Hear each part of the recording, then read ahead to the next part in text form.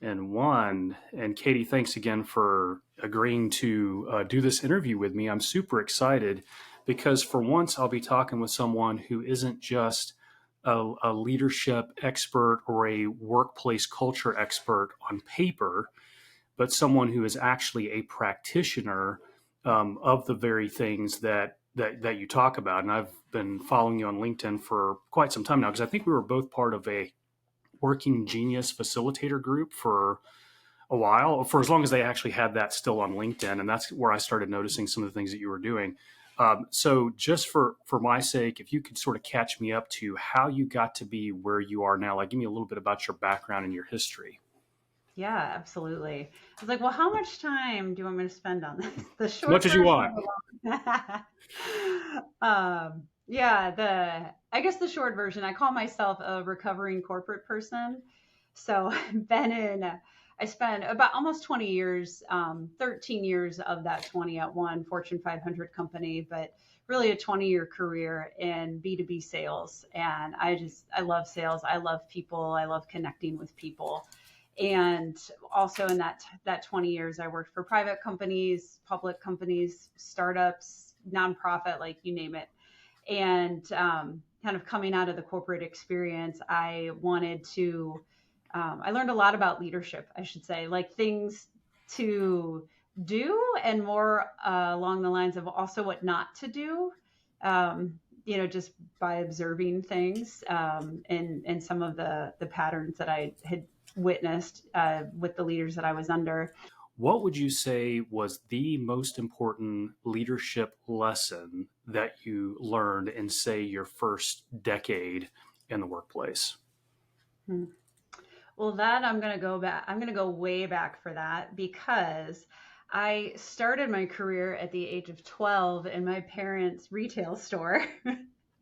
Because there is a loophole in child labor laws that as long as it's your own children, they can work at any age, really. So this was back in the 90s and everything, before the internet existed, but I worked in a retail store for my parents. And that meant, so I was in customer service and really like that. I look back on that now, and that time was very formative and not just developing a strong work ethic, but also really learning how to treat people because it was customer service in the 90s. There wasn't an internet for people to do online shopping. Like you had to go into a store, and we were a gift store, kind of like a Hallmark type thing. So people would come in, and it was my job to really like read them and understand, are they here to buy a wedding gift, a birthday gift, a funeral gift? Like what's kind of the range, or is this, no offense to the men out there, but is this a guy coming in at 5 o'clock and like I'm like, is today your wife's birthday or was it yesterday? Like they're frantic and like I don't know. And again, there was no internet to like even do a Google search of what do I get, what are gift ideas. So but the lesson that I learned in leadership there, that my dad taught me was, he's like, there are more important things than being right. Hmm. And this came through, I was serving a customer. It was a really hot day in the summer, and we sold candles. And so she brought in these candles, and I was at the customer service desk, and she brought them in, and they were melted, but they had our price tag on it. So I knew they were ours. And she was like, I bought them this way. And I was like, I'm like 14 at the time, and I've got a 14-year-old's attitude. And thankfully, I'd been working long enough that I knew I knew how to like filter it a little bit. And I was like, Mhm. okay. And I didn't argue with her. And I just like, I took them and I was like, okay, let me be right. I'm going to go talk to a manager. I'll be right back. And so I go in the back, I find my dad, and I was like, Dad, like she's lying to us. Like she didn't buy them this way. Like I want to go out, and like tell her no. Like, and he was like, Katie, like, calm down. And he's like, those candles probably cost me $2. And he's like, here's what you're going to do. You're going to go back out there with a smile on your face, and you're going to say, we would be happy to replace those for you at no cost. And walk her, don't point her, but like walk her to the back of the store where the candles are. Take the ones that she wants, let her pick them out, take the ones that she wants, and then say, I will happily hold these up front for you. Do you have any other shopping you want to do? And so I did that. I felt, even though I disagreed with his guidance, And I like shut up my, I shut down my inner attitude, and I was like, okay, it's my dad. I can't really like not listen to him. So anyway, I did that. And then sure enough, like when I came back with a smile and I was calm, she calmed down because she knew I wasn't like going to call her out on her lie. And so technically like I was right in that situation. But then when I was kind to her and she walked her back to the store, picked out new candlesticks for her, and then when she went shopping, she bought like these crystal candle holders that were like $80. And if I had, so she spent more money. And so Mhm. yes, we were technically like lost $2 of cost on the sale, but then we gained so much more, and not just in sales that day, but in her loyalty, because we didn't hold her accountable to it. Like, we showed her Mhm. grace. And I've really like kept that lesson with me as really like kind of a guiding point in my career of like there are more important things than being right. So let's kind of get to the heart of the matter and show people grace, and you'll get a much better result than if you just hold them to truth all the time. Right. Where was this gift store located? Dubuque, Iowa, my Okay. hometown. And I think I know the answer to this, but I'm going to ask anyway. This gift store, was it your mom and dad's day job? Like, was it their thing, or was this like a side thing? No, it was their thing. So my grandfather started it in Hmm. 1944, which was a whole incredible story in and of itself. And then in 1984, my dad bought it from him, and he and my mom ran it for 40 years. And then they shut it down in 2014. Um, it was the right decision. It was sad though, because it was like, I mean, it was a small town. And so everybody in the area and a lot of people in the state of Iowa knew the store. But with the way like the internet is right now with gift stores and shopping, it was either a ginormous pivot was needed. But yeah, so that was my childhood. I didn't grow up babysitting or on a farm like my mom, but I grew up like in the retail business. And so it's interesting that even though this would have been they would have been second generation owners and operators, right? This is Mhm. still, you're not working for someone else. I mean, at the end of the day, you're working for the customer, for the market, but you're still working for yourself. I'm curious, at what point, once you became an adult and started your career, at what point did you decide, I don't think I'm going to work for other people anymore. I think I'm going to do my own thing. I mean, it took me 20 years to get to that point, which is really surprising because I am a third generation entrepreneur.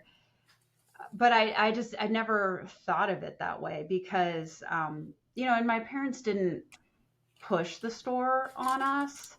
Like I grew up there and, worked there whenever I was home during college. But I mean, retail's tough. Like they had 5 days off a year, and they're like, if you want it, you can have it, and we'll train you, but like, we don't want to force it upon you because it's a tough business. And so I always appreciated that. I was the youngest of three kids. And so we all just kind of went in different directions. But that's still, there was a lot of like core lessons um, that I learned at such a young age working for him. Yeah, and I can't help but wonder too, is there a certain number of generations at which a family business no longer appeals to the next or the now generation? So when you tell that story, it reminds me of someone that I worked with many years ago, um, who was the grandchild of an original owner of a rather, I wouldn't say famous, but it was famous for the little local area, but it was a drive-in restaurant. Like we were literally, you drive up. It wasn't Sonic, but it was, long before Sonic was ever invented. I mean, there was this restaurant, and again, her grandfather started it, passed it down. It became the bane of her dad's existence. Like it was one of those things, like, well, I've got to keep this going. The community is expecting us to keep this restaurant going forever, but he absolutely hated it. She, however, was able to free herself from it. And by the way, and I don't know if that family still owns it or not. I know it still bears the original name, but I do wonder, at what point, family businesses just kind of, is there a certain number of generations, especially if it's retail, restaurant, what have you. But, and the reason I mentioned, I wanted to dig in a little bit too, and I'm glad you went all the way back to when you were 12 and when you were 14, talking about the gift store that you worked at in retail, because you and I became aware of each other thanks to the 6 types of working genius, and thanks to the fact that we're both facilitators. We are both part of an online, LinkedIn group of facilitators, and so we've gotten to kind of watch, each other, develop business and do coaching and training in that area. And I know that you have, as one of your 6 types, enablement. And so, does it surprise me to hear that you were working in a gift store where you had to serve people when you're a teenager? No, it doesn't. And the fact that that's translated over. So, but how much though? Because I hear this all the time: the nature versus nurture. I hear people say, "Oh, I think your geniuses can change over time or as you develop." And I know that Pat Lencioni, who developed the model, says, "Oh no, it's innate. You're born with it. This is how God wired you." In your opinion, because you've actually not just taken the working genius and yourself and did it to better understand how you operate, but you've also worked with teams of people, organizations and companies, and helped their people understand how they were made to operate. But what's your opinion? Do you think that it's part nature and part nurture, or do you think it's all one or the other? With working genius specifically, Mm-hmm. I think with working genius, I think it's nature. I think that the gifts are like our geniuses. I think they are God given and like they're with us at birth. And I say that partly, I mean, part of it is because of the teams that I work with, but it's really like my seeing it in my own kids. So my kids are 12, 10, and 7. And I could tell my son does not have tenacity. Like at a very young age, he is wonder and invention, like just wonder upon wonder upon wonder. And I can, so I can look in my kids and I can see their gifts. And my youngest, my 7-year-old, she definitely has invention as a genius. Now I can't give you her full profile necessarily. I can't give you the profile of my 10-year-old either, but I could tell you like her top 3 are galvanizing, tenacity, and discernment. Like I see it. I don't know which order. And so and when I look back on my own life, I can see where discernment and enablement popped up a lot.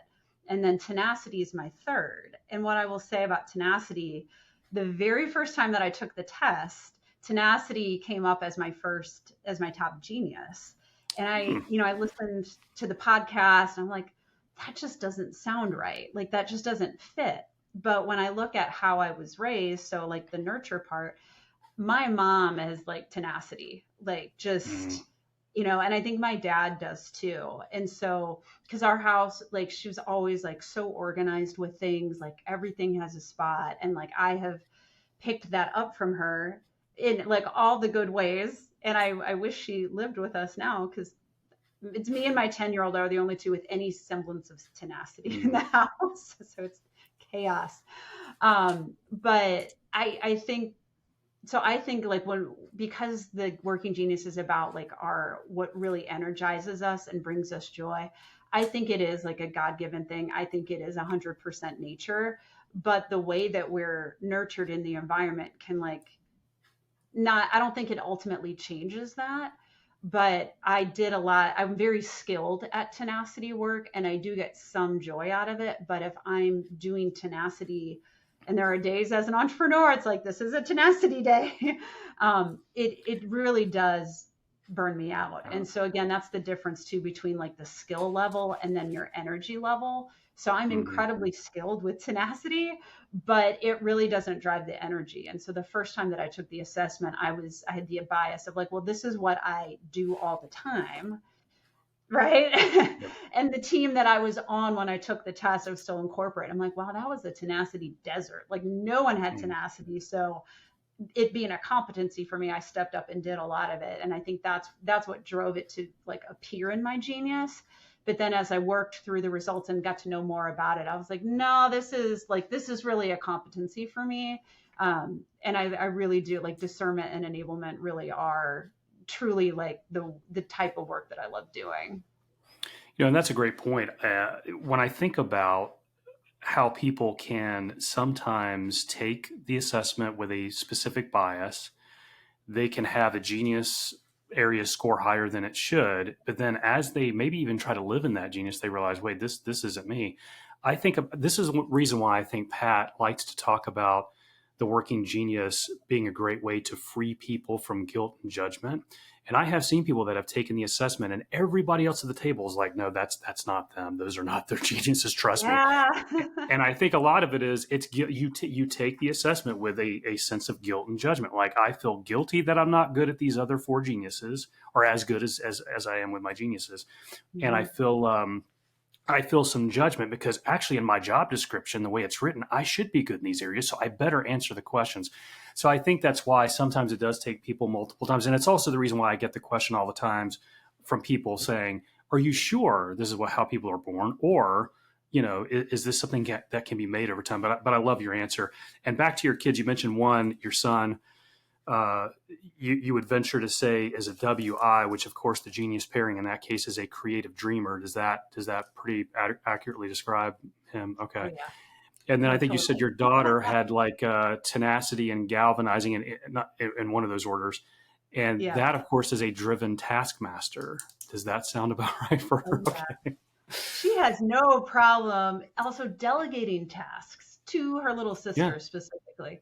Um, yeah, yeah. And it's like, and she is the galvanizer of the family. And so my husband and I, he's implemented Working Genius with his team as well. And we both have galvanizing as a frustration, which is Mm. really hard in parenting.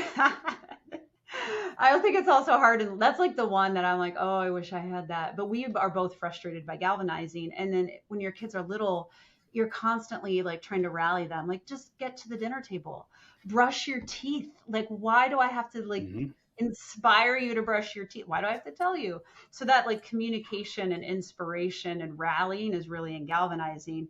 But we've noticed our 10-year-old, our middle child, is a galvanizer, and so we lean on her to galvanize her siblings. We're like, hey, dinner's gonna be ready in 5 minutes. Go get your siblings and bring them to the table. And she's like, on it. And she's happy to do it. And she will not stop until she does not get frustrated when her little sister is like, no, and doesn't respond the first time. Like, she will just keep going until she gets her. And like, it's a really wonderful thing to like be able to recognize it. And because I have this model, and because we, like my husband and I, have this model, we absolutely parent our kids different because we see that the gifts that they have are different than what we have, or in some case the same. But like, I just like, I can give them the opportunities to work in their genius. And then also, when I recognize, like with my son, that tenacity is a frustration, what that looks like is he forgets to turn in his homework. Like, he does it. He's a good student, but he just, like, that turning in the paper is hard. And I just have a lot more grace for him. I'm like, okay, like this, and he has actually taken it. And it did confirm like what we thought his results were. Mm. Um, but it does, so he's aware that he doesn't have tenacity. So now I'm like, this isn't an excuse. You don't get to go to your teacher and say, well, there's this working genius test and I lack tenacity, so I don't actually have to turn in my homework. Like, that's not the lesson. But it does, like, hey, here's where your gifts are. This is frustrating for you, but you still have to, like, how do we help you get through it and hand it in this phase? So Yeah. it's a great parenting tool. Yeah, and working G's for families, I think, is great. And again, the model wasn't originally developed to address the family dynamic, but is interesting because I ended up taking, I guess, all of my kids, except for one, was already an adult by the time I really got into Working Genius. However, when my wife and I took it, we realized our profiles were interesting. So if you take a look at geniuses, competencies, and frustrations, we didn't have any geniuses in common, any frustrations in common, and any competencies in common. It was the exact opposite. Like, just take everything and shuffle it to where it's somewhere else. We had Yeah. nothing in common. She had galvanizing as a frustration. I had galvanizing as a low competency. Like, it was my worst competency. And so as we are raising children, especially when they're young, especially when they're small, and again, there's a lot of as you just said earlier, there's a lot of galvanizing that's necessary. She really wouldn't even try because I would try because it was a competency. And I was worn out all the time. I was unhappy all the time. I was bitter and resentful all the time. It's like, why? Because I was having to be the galvanizer for every waking minute that I was home. Then when I started working from home, imagine that. Then I'm home all the time. If it's summertime and the kids are there, I feel like I've got to leave my office chair and go Yeah. galvanize them because they need it, right? So it's interesting to see, though, because again, the big lesson of Working Genius is that the reason that we have geniuses and frustrations is that we need each other. And so the fact that you guys are able to lean into your 10-year-old and get her to help you with galvanizing around the Mhm. house is huge. So tell me a little bit about your current company, because obviously at some point you made a transition out of the corporate world as you were a recovering corporate person into running your own company. So how did that company get started? Because the origin stories for how people end up operating their own businesses, I always find fascinating. I also find some common threads through most of the story. But tell me how, like when you made that leap, how it happened, and what you were doing at the genesis of that. Yeah, yeah, it's kind of I would say that the way I started my company is probably not the way you're supposed to start a company. I wouldn't recommend it, but yeah. So when I first left corporate, I was the marketing director for like part-time, marketing director for a nonprofit in town. And I loved the people, loved the work. I was the fifth person there. So it was a really fun place, but I also knew I'm like, this isn't like a long-term thing for me. It's like, I'm going to do this 3 days a week until I figure out like, what do I really want to do? And in that time, the first thing for me was I had to like, I knew like, I was like, I don't want to be anyone's director anymore. Like, I want to be in charge, which, and not out of arrogance or anything, not out of like criticism, but I'm like, I really think I have the ability. Like that was the first thing was I had to believe in myself that I could do it. And I say when I had that revelation, I passed the toughest job interview of my life and I hired myself. So it wasn't a natural thing. And so again, this was, I mean, 40, I was like 40 or 41 ish at the time. So yeah, I want to write to Forbes and start a like 40 over 40 list and a 50 over 50 and a 60 over 60. Those are the Love it. lists we need to start. Yep. Um, so that was like the first, like I had to like sell myself on it first. And then it was, okay, I could do it. What do I do?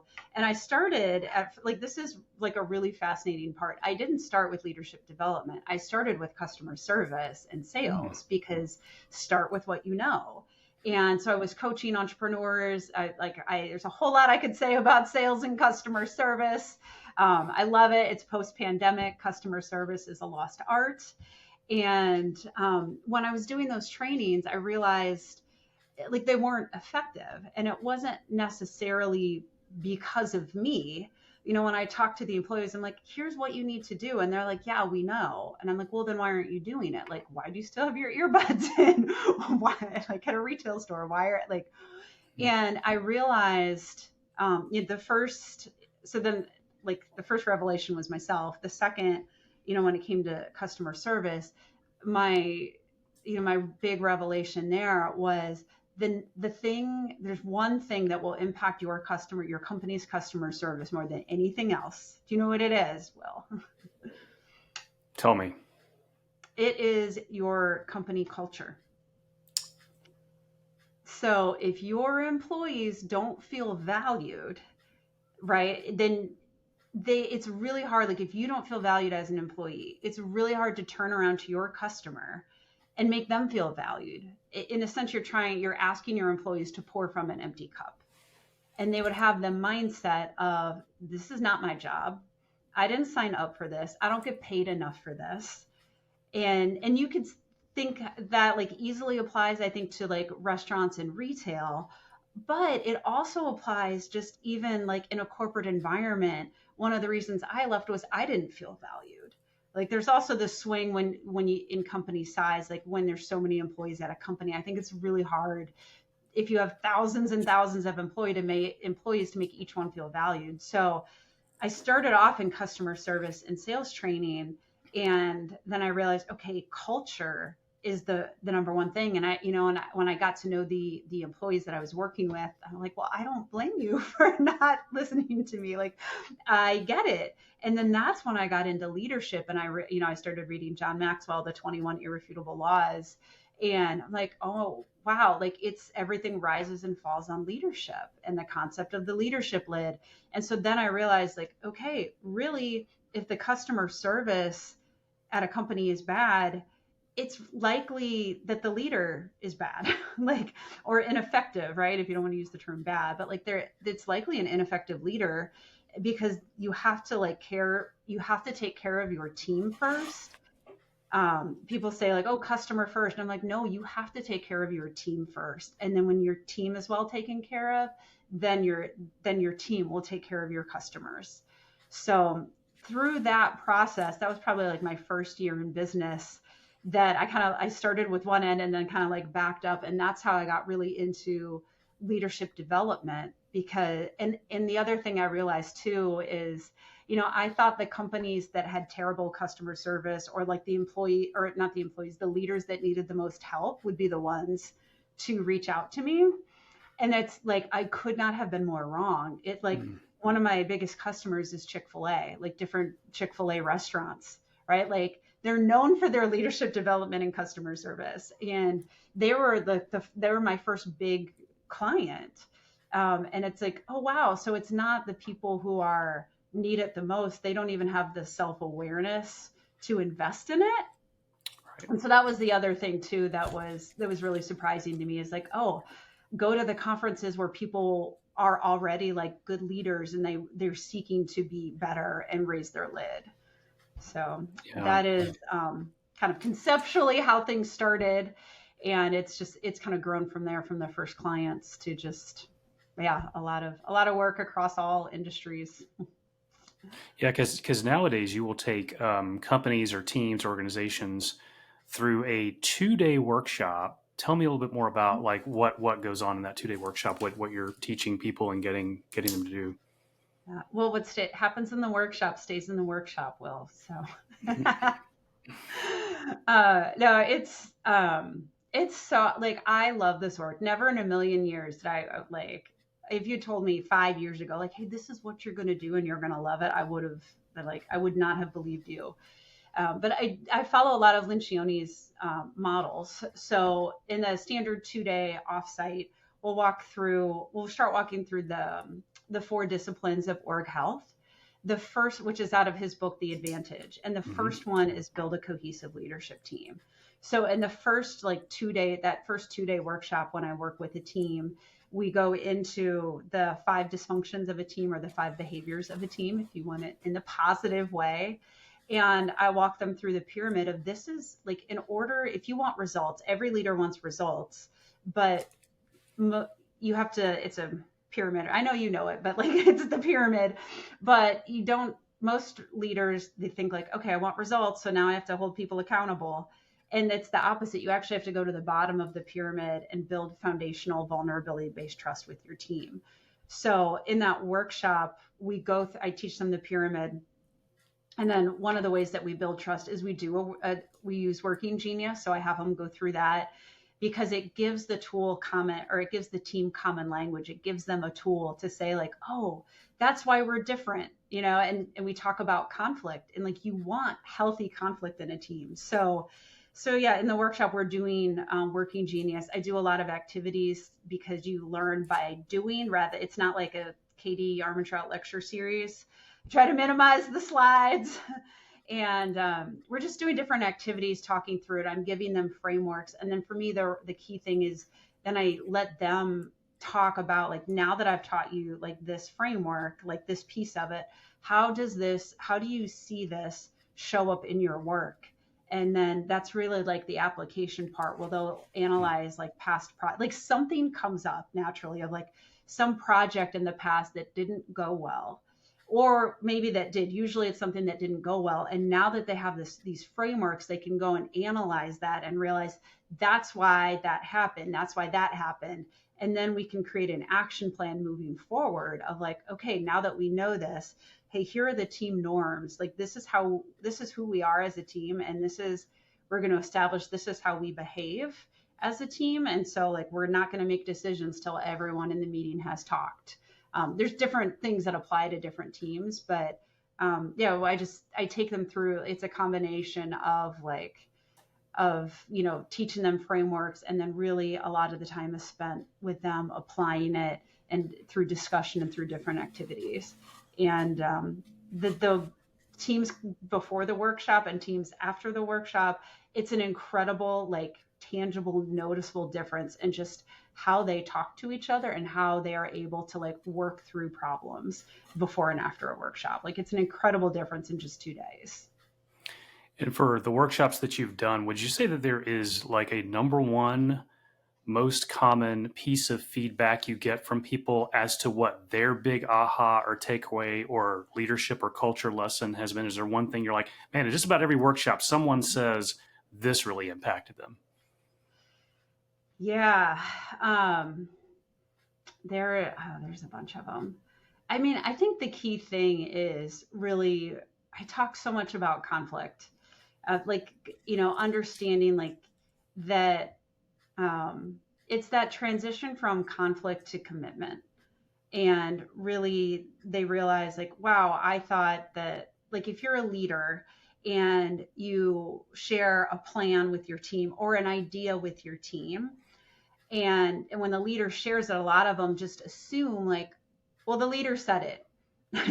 even when the leader like, okay, poke holes in it. What do you got? Like, and so a lot of them are having like meetings where they don't feel comfortable giving the leader feedback, even when the leader's trying to invite it. So that's one of the big things is like, they look at it, well, I don't want to push back against my leader. I'm like, it's not pushing back. You're making the idea better. So that's one of the key areas is that it's about, I say conflict, but it's healthy conflict. It's debate, it's discussion. No one person can throw out an idea and then just be like, this is it.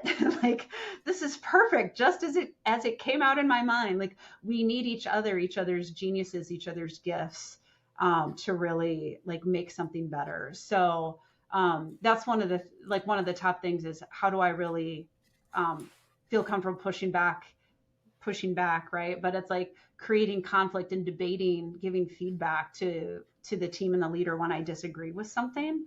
And it's important to do that in the team setting so that it's not all these like one-off conversations with each other, but really to like form a team. And I think that kind of leads into another thing that comes up is the concept of the number one team or team number one, also Pat Lencioni. That it's like really, I'm like, you guys, like nothing in here, like when you look at a leadership team and you have all the department heads of like marketing, supply chain, sales, whatever, it's like, well, that's a sales problem. No, that's not a sales problem. That's a team problem. That's a company problem. So I think that's another big thing that like comes out of it, of like, you guys should be leaning on each other. Maybe the finance guy has an idea that's going to help marketing, like it can happen. So it's really teaching them to be vulnerable with each other and like bring your ideas to the team and let's solve them together as a team. Would you say, because I'm sure I've been asked to do workshops of different size and scale. I've been asked to do leadership team, trainings and workshops. I've been asked to do like, go into another area company that may be much larger in number than a leadership team. And then I've been asked to, things in between that. However, when it comes to conducting your workshop, would you say, just given what you just said a second ago, that it makes the most sense to do your initial training with the leadership team of a company or organization first? And then if they want similar training for everyone else, it's like, hey, we need to get the leadership team on the same page and functioning in this way. And then we can start to assess the other members of the company and everything else. Is that a safe assumption? It is in a like small, medium business. Yes.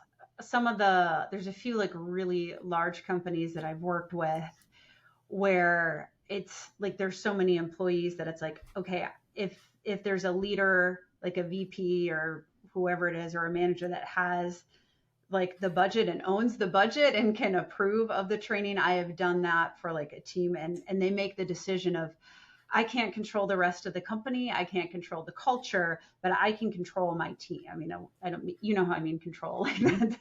But it's like, I can set the example. I can, say how this is how my team is going to operate. And so I've worked with teams like that. So in the middle of a large corporation, the CEO, the president, whoever would never sign off on this, like they don't have the self-awareness or the mindset of leadership development. So that's kind of the one exception. At a really large company, I have worked with individual leaders who can make that decision and approve the budget for their team. Outside of that, yes, with small, medium businesses, typically the president or CEO is going to get involved in some way with the investment. And again, it doesn't, you can't really change anything unless the leadership team is on board. It's really hard to make a change without the leader of an organization. Again, especially the smaller the company, the greater impact of that president, that CEO, and that entire leadership team. Yeah, and in your example of the much larger organizations where it's a department or a division or a specific business unit that may not have a shared culture, values with the rest of the company, but they say, hey, this is how we're going to operate. Therefore, we're going to have you come in and straighten us out, set us on the right foot. I think in terms of, there was an organization that I got to do a 2-day workshop with both Working Genius and with culture, and I'll never forget that. I was excited because I heard, hey, day one is going to be with the entire ops team, and day two is going to be with the core leadership team. And I thought, hey, this is great.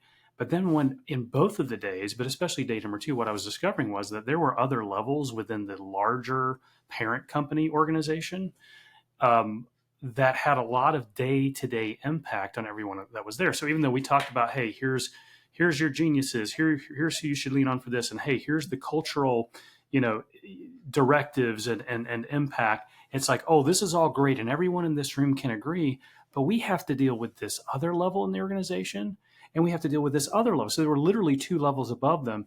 And so I see it as an opportunity. It's like, hey, let's, so in your example of the larger organization, it's a great opportunity to say, hey, we've already done this in your organization. Now let's get a little bit higher or get to more of the company, so that, again, if a company has, again, a shared vocabulary that understands things like Working Genius and 5 dysfunctions of a team or 5 behaviors of a team, it helps. But sometimes you have to start somewhere. So thank goodness that there are VPs like the one in your example that says, hey, I don't care what everybody else is doing, but I'm going to start to get at least my business unit or my division or my department right. So that's, I think, a very good thing. When companies are interested, team leaders, leadership teams are interested in having you come in and do this, what's the best way for them to get in touch with you and start this process of discovery? Yeah, you can always email me, Katie@peoplefluence.com. Check out my LinkedIn, go to the website, which is peoplefluence.com, and get in touch. We'll set up a free 15, 20-minute consultation. And it really helps me understand like what's going on at the company. And because even though I do it, the first workshop is pretty standard. But then most companies we end up doing a series of workshops over, 6, 12, 24 months. And from there, really, we can dive into, there's a lot of custom material and resources that I curate for each of my clients. So the best thing is really, just reach out to me, get in touch. It's not a transactional item. I can't say like, oh, sign up here, like, oh, purchase this on my website. It's not transactional. It's not a digital course. So it's really just to talk through it and understand what's uniquely going on at your company.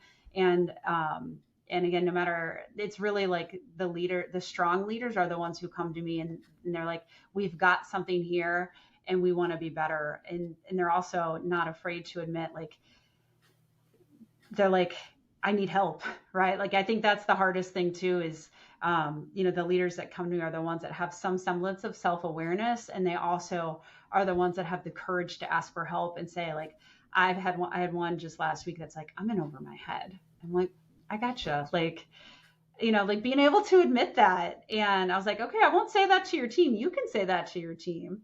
And I think that will build a lot of trust. And it did. but it's been just really like such rewarding work, because when you just take any framework, whether it's the five behaviors or working genius, and everyone has that language, what it does is it elevates the conflict away from people, and we're having conflict about ideas, about processes. Like that's where we want to have conflict and debate. We don't want to have the conflict of like, oh, I don't like you. It's no, let's improve the idea that you have. And so that's what a lot of the tools do for us. And it's really, again, it's remarkable. I didn't have these tools when I was in the corporate world. And that's why I'm so passionate about equipping leaders with them, because like there is help out there. And it's, it's very, it's well worth the investment to like get your team really working together in a much more efficient and productive way. Got it. Peoplefluence.com. Now I've got to ask the question, how did you come up with the name Peoplefluence for your business? Because it's very clever. Thank you. It took a while. It took a while. It wasn't the initial name of the company, but I kept thinking like my greatest impact and like my greatest gift is with people. And so the three areas that I work with, it's leadership. So I work with the leaders, it's the culture, and it's customers. So it's like developing leaders, creating a culture of valued employees, and then if when you do those two things, it'll lead to loyal customers. So it was really playing around with the word people, relationships, and like those are the three biggest relationships that I influence in the organization. So kind of was so yeah, it was a nice little, I wanted something unique. Yeah, and I love words and I love plays on words. And so I have been suspecting that there may even be a double meaning to the second part of that word. Like when you think about Peoplefluence, of course, the first thing I think of is influence, because, John Maxwell says leadership is influence, nothing more, nothing less. But then I also think about fluence as being like fluency, like fluent, as like, could it also mean that this helps you be fluent in the subject of people? Yeah, Right. yeah, absolutely. Yes. Yeah. And So I when don't know people if are that was your original intention, but I did notice that, and I made the like, connection there. So we'll say that it was now. Be like, well, Will told me that there was. Yeah, because I mean, and it's true when people know how to like work together, which is like a really like mushy, ambiguous, like soft word. But it's like when they understand like how to build trust, how to have healthy conflict with each other, how to have debate, and it's okay. Then things just become more fluent in the organization of I mean, I love Covey's book, The Speed of Trust. Like that's really what it is. When people like know each other and they trust each other, and the longer you work together on a team, the more that cohesiveness builds. And when you have that, that's when you can just reach goals and like blow everyone else out of the water, regardless of your industry, because everyone is operating on the same page and rowing in the same direction. So that's all Pat Lencioni. I won't take you credit for can, that quote, but it's powerful to like not just quote it, but it's like I live it and I see people live it, and it's just really powerful to like see the difference in it. you can be as general or as specific as you want to in answering the next question, because there's probably there's different approaches you can take to this next question. But I'd like to know that for the last, say, 4 years, let's say, what have you considered to be your biggest success for the last 4 years? Ooh, that's a big question. Huh. um, Man, the biggest success. I mean, one of them is being comfortable with failure, for sure. I, my biggest success is learning how to fail. Um, and because coming from like a corporate world, everything is so like is structured and organized, and there's checklists upon checklists, and like you don't launch something until it's like everyone in the company has signed off on it, right? Mm-hmm. Like it's impossible to launch something. Like I don't know how we did so many times. And then now as an entrepreneur, it's like the stakes are, I guess, smaller in a way. But it's a very different mindset, and just being very comfortable with failure. and launching things that no one has signed up for, and putting stuff out there, and just really like, well, I tried it, and being able to like not just view it as failure, but view it as learning. And like, it's really that whole shift. That's one specific thing, but it's been like a huge mindset shift. And really the way that I work is totally different. Like I have to, because at a big company, you can, like, there's always people to ask for help. There's always people who are more experienced. I'm like, okay, I'm the top of my company. So it's a lot of listening to podcasts and really investing in myself. But, overall, it's been a huge mindset shift. And I would say it's really been embracing failure and learning from it, and really expecting and being like, you know what, it's cool if nothing happens with this. Here's what I've developed along the way. And that what I've learned from that failure, so to speak, is going to serve me every time I fail. The lessons that I learned from that, like, it serves me in the business in another way.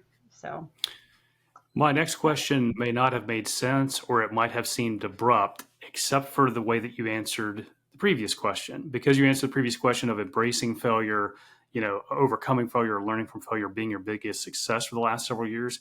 I was actually going to ask, what did you consider to be your most embarrassing failure or misstep of the last several years? Oh man. Oh, I invested a lot of money in a coach that I didn't do the diligence on. I should have done I should have done some diligence there, and I was like, man, I know better than this. And that it wasn't just hiring her, but then I think I was so new, like I was really, really new in the company and like in my entrepreneurship journey. And I think one of the things that made it embarrassing was that she was my coach, but I was like, I wasn't trusting myself.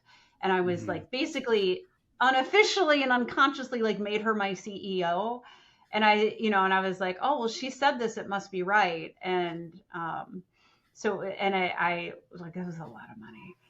And I was like, what was I doing? But I was just so desperate for help and another voice, because, I was solopreneur, and like, I just didn't know any better. So, and then she still has some of my, like, and at the time I also gave her some positive testimonials, like, that were in the moment, and she still has them up on her site. And I'm like, oh my God. So, even though it wasn't like a real public thing, but it was like, it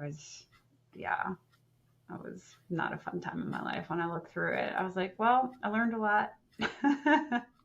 I would concur that mine. Yeah. I would concur mine. As an expensive mistake, like, Yeah. well, that cost me thousands of dollars.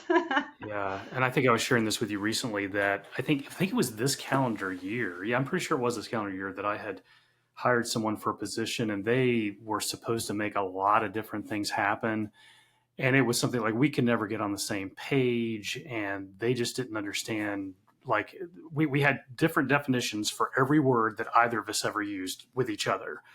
We just could not get on the same page. And it was one of those things where I kind of knew it though, going into it, being a discerner. I was like, yeah, this has a 50-50 chance of failure. And as it got started, I thought, okay, it actually has a 90% chance of failure. And then it ended up going the way that it ended up going. But no, I think sometimes mistakes with people, can seem like failures or setbacks in the moment, except that it really makes you better at making the next decision. So that's where, even when that happens, I mean, if people keep fooling me, just when I think nobody can fool me and someone does, I'm like, oh, so that's how they fooled me, and that's how I'm going to avoid it next time. So yeah. One of my many embarrassing ones. We could do a whole separate podcast on that. But I have to go back a few more years, but have you ever frozen up when giving a talk to people? Like where you just froze up and you forget where you are? And okay, that's happened to me before. It's been several years, but it was like, I mean, like people were asking me afterwards, like, "Hey, how did that talk go?" And I would send them videos of Billy Madison's talk, in the movie where he gets up and doesn't know what the heck he's saying, and he rambles on. I was like, "That was me. That was me at that talk." But yeah. Oh, I do have Well, yeah, no. Well, I do have one that was, I was thinking embarrassing, like with my company in the last 4 years. I think one of the most embarrassing moments is when I was like, again, it was the B2B sales. And when I was doing a presentation, it was, there's like 20 people in the room because it's like one Fortune 500 company to another. And so you've got to have like our marketing person and their marketing person and my boss and your boss and this and that. And like, there's like 20 people. I'm giving this presentation and the leader, like the customer, the leader, the VP on the customer side called me out in front of everyone and like stopped me in the middle of the presentation and was like, when are you going to get to the point? Like, where is the pricing? And well, we didn't bring the pricing. And whole lesson in leadership. And and then like the process, my main contact at the company, like I owe her a solid, like she covered for me and she was like, I think that was a miscommunication on my part. But really, like, I knew that we should have brought it, but my leader disagreed with me.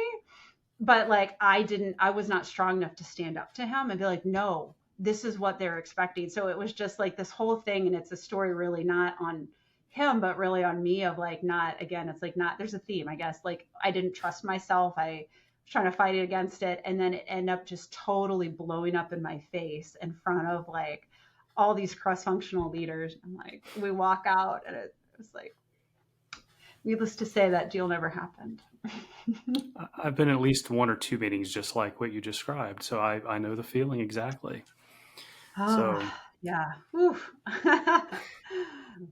Yeah. well, awesome. Well, thank you again. This was incredible. It was great learning more about your story and how you're helping companies thrive, and just the insights you shared today. I'm sure are going to be helpful to others as well. So, thanks so much. I'm going to stop recording.